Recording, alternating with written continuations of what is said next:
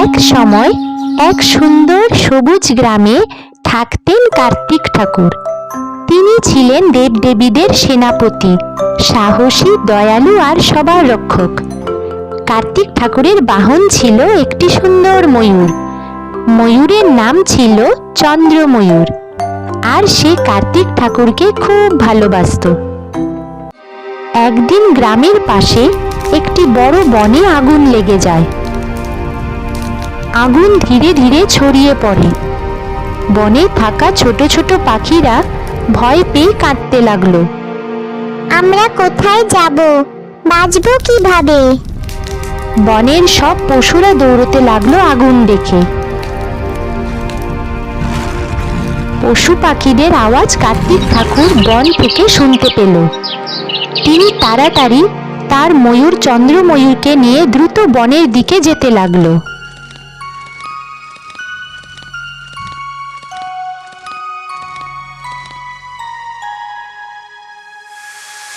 আমাদের কি হবে? আমাদের জঙ্গলে এবার কে বাঁচাবে?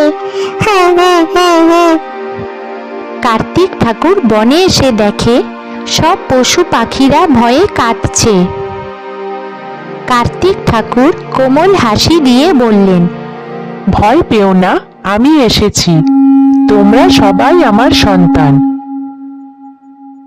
তারপর তিনি তার শক্তি দিয়ে আকাশে বৃষ্টি ডেকে আনলেন। কালো মেঘ জমল আর ঝরঝর করে বৃষ্টি নামল। বনের আগুন ধীরে ধীরে নিভে গেল।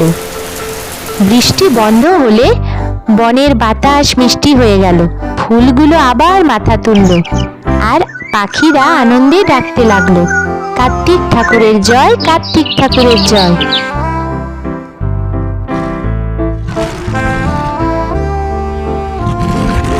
তারপর ছোট একটি পাখি এসে কার্তিক ঠাকুরের কাঁধে বসে বলল, আপনি আমাদের জীবন বাঁচালেন।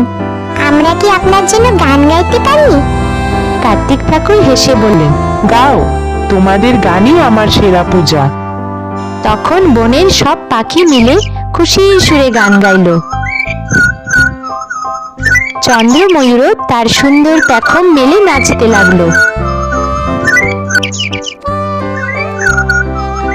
গ্রামের সবাই দূর থেকে আনন্দের শব্দ শুনে বুঝলো কার্তিক ঠাকুর আবার তার সন্তানদের রক্ষা করেছেন।